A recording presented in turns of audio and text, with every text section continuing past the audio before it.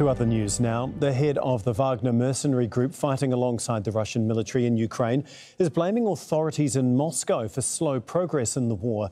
Yevgeny Prigozhin told reporters that Russia's struggle to capture more territory is being fueled by a monstrous bureaucracy.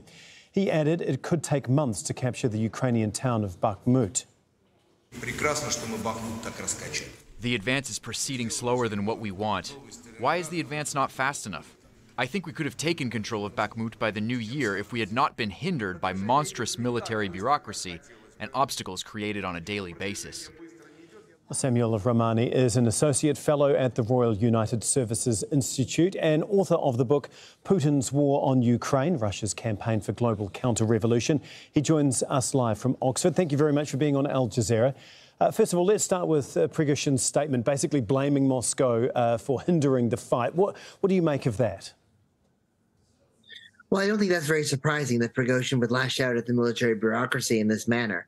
He's been launching a shadow conflict against the defense minister, Sergei Shoigu, that dates back to the war in Syria. It dates back to 2016. And it's really escalated over the past year with him going public as the owner of the Wagner Group and Russia's military having setback after setback.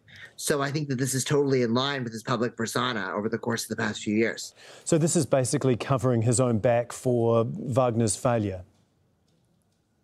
I think it probably is, because the Wagner Group assembled an army of 50,000 troops, 40,000 prisoners, and 10,000 mercenaries. And all they have to show for it, in spite of heavy casualties, is the takeover of Soledar. And Bakhmut, obviously, was increasingly important for the Russian campaign because it gave them a critical victory in Donetsk, as well as access to railways and logistics. And even though Prigozhin has tried to frame and reframe Russia's goals as not necessarily being aimed at capturing the city, but at creating a stalemate that bled Ukrainian forces and resulted in the deaths of Ukrainian territorial defense forces or elite corps, that narrative is not really that convincing, because Russia wants victories in Donetsk and Prigozhin's just not delivering them and is losing heavy casualties in the process. Yeah. Well, Prigozhin's previously accused the Russian military of attempting to steal victories from Wagner. I mean, he obviously has a very fractious relationship with Russian military commanders. How does that help in the fight for the Russians? Well, the thing is, it cuts both ways, because there's a large section of the nationalist and conservative nationalists inside Russia who may be inclined to support the war on Telegram and other information channels, or even participate in the war as combatants, who are very, very frustrated with the leadership of Sergei Shoigu and Valery Gerasimov. So that has been useful in some ways for Wagner Group recruitment and raising Prigozhin's profile as a potential politician, should he eventually decide to form a political party or should he get involved in the process.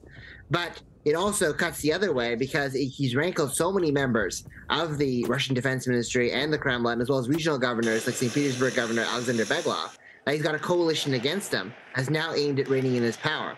And an early example of this was the dismissal of Sergei Surovikin, his preferred general, for his archenemy, Valery Gerasimov, and the most recent is the Russian Defense Ministry taking over from Wagner as a recruiter of prisoners, which means that Wagner's manpower is going to keep decreasing rather than increasing in the months ahead. Yeah, well, he also said that Wagner was not going to be tapping prisons in Russia to fill its ranks, and even warned the impact that would have an impact on the fighting. I mean, what does that mean for Russia's chances in Bakhmut? Well, I think that the chances in Bakhmut were heavily related to manpower and manpower superiority, so conscripts and prisoners. It wasn't a superiority of logistics or training or even that matter equipment. I mean, numerically, they may have more artillery fire, but Ukraine is getting NATO-class artillery coming to the front lines. So it was really a question of overwhelming manpower and accepting heavy casualties to achieve a victory. And without this, it means that the Russian Ministry of Defense's prisoners and conscripts and the Russian military proper will have to play a more important role. So Prigozhin might ultimately see a victory in Bakhmut, but a victory in Bakhmut that was not being driven by Wagner, but being driven by the Russian military. And that really isn't very good for his own personal ambitions. OK, what does that mean for the war in a wider context?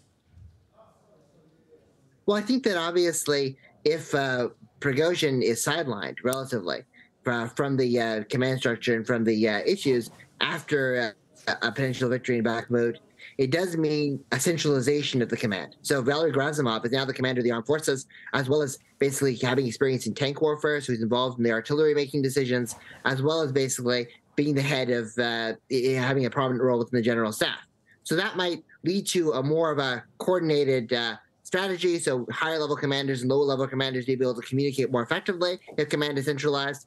But Gerasimov has proven, at least in the first year of the war, to struggle to manage local battalions and local military districts. So it might lead to a centralization that improves the effectiveness of the war, or it might lead to just more of the same, him being unable to really exert his authority and his titular authority over the people on the ground. So it's really unclear at this point what will happen. OK, thank you so much. We'll have to leave it there. That is Samuel Romani, Associate Fellow at the Royal United Services Institute. Thank you. Thank you very much.